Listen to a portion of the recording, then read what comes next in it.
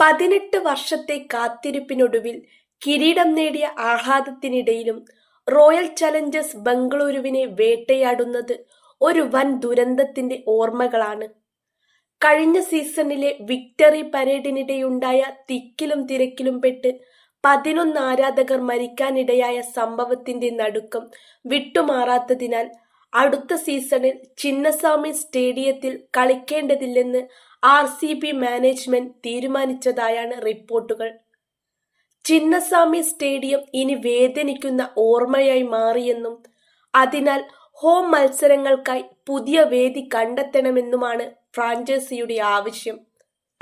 ഇതിനൊപ്പം രാജസ്ഥാൻ റോയൽസും തങ്ങളുടെ തട്ടകം ജയ്പൂരിൽ നിന്ന് മാറ്റാൻ ഒരുങ്ങുകയാണ്. IPL 2026 മുമ്പ് വേദിമാറ്റവുമായി ബന്ധപ്പെട്ട് നടക്കുന്ന നാടകീയ നീക്കങ്ങൾ പരിശോധിക്കാം. കന്നി കിരീടം നേടിയതിനു ശേഷം ബംഗളൂരു നഗരത്തിൽ നടത്തിയ ആഘോഷ റാലിക്കിടെയാണ് ദാരുണമായ സംഭവം നടന്നത്. നിയന്ത്രണാതീതമായ തിക്കിലും തിരക്കിലും പെട്ട് 11 പേർ മരിക്കുകയും നിരവധി പേർക്ക് പരിക്കേൽക്കുകയും ചെയ്തു. ഈ സംഭവത്തിന് ശേഷം സൂപ്പർ താരം വിരാട് കോഹ്ലി ചിന്നസ്വാമിയിൽ കളിക്കാൻ വിമുഖത കാണിക്കുന്നതായാണ് വിവരം. ദുരന്തത്തിന്റെ ഓർമ്മകൾ അലട്ടുന്നതിനാൽ ചിന്നസ്വാമിയിൽ കളിക്കാൻ കോഹ്ലിക്ക് ബുദ്ധിമുട്ടുണ്ട്. ഇതിന്റെ സൂചനയായി ഡിസംബറിൽ നടക്കേണ്ടിയിരുന്ന വിജയ് ഹസാരെ ട്രോഫി മത്സരവും കോഹ്ലിയുടെ അസൗകര്യത്തെ തുടർന്ന് ചിന്നസ്വാമിയിൽ നിന്ന് മാറ്റിയിരുന്നു. മറക്കാൻ ആഗ്രഹിക്കുന്ന ഓർമ്മ എന്നാണ് കോഹ്ലി ഇതിനെക്കുറിച്ച് ഒരിക്കൽ കുറിച്ചത്. ചിന്നസ്വാമിക്ക് പകരം റായ്പൂരോ ഇൻഡോറോ ഹോം ഗ്രൗണ്ടായി പരിഗണിക്കണമെന്നാണ് RCBയുടെ ആവശ്യം. എന്നാൽ ഇത് സംബന്ധിച്ച് കർണാടക ക്രിക്കറ്റ് അസോസിയേഷനുമായി ഔദ്യോഗിക ചർച്ചകൾ നടന്നിട്ടില്ലെന്ന് NDTV സ്പോർട്സ് റിപ്പോർട്ട് ചെയ്യുന്നു. ബംഗളൂരുവിലെ ആരാധകരെ സംബന്ധിച്ചിടത്തോളം ഇത് വലിയ നിരാശയാണെങ്കിലും ദുരന്തത്തിന്റെ പശ്ചാത്തലത്തിൽ ടീമിന്റെ മാനസികാവസ്ഥ മാനിക്കേണ്ടതുണ്ട്. അധികൃതരുടെ അനാസ്ഥ. വിക്ടറി പരേഡ് ദുരന്തത്തിന് കാരണം അധികൃതരുടെ അനാസ്ഥയാണെന്ന ആക്ഷേപം ശക്തമാണ്.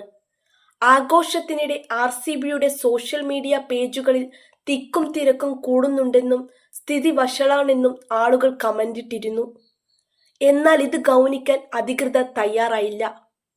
ഒടുവിൽ പുറത്തെ ബഹളവും ഗുരുതര സാഹചര്യവും അറിഞ്ഞപ്പോഴാണ് ചടങ്ങ് വെട്ടിച്ചുരുക്കിയത്. കൃത്യമായ മാനദണ്ഡങ്ങൾ പാലിക്കാതെയാണ് പരിപാടി നടത്തിയതെന്ന് കർണാടക സർക്കാരും വെളിപ്പെടുത്തിയിരുന്നു. മരിച്ചവരുടെ കുടുംബങ്ങൾക്ക് സർക്കാരും RCBയും നഷ്ടപരിഹാരം പ്രഖ്യാപിച്ചിരുന്നു. രാജസ്ഥാനും ജയ്പൂർ വിടുന്നു. കാരണം ഒത്തുകളി ആരോപണം.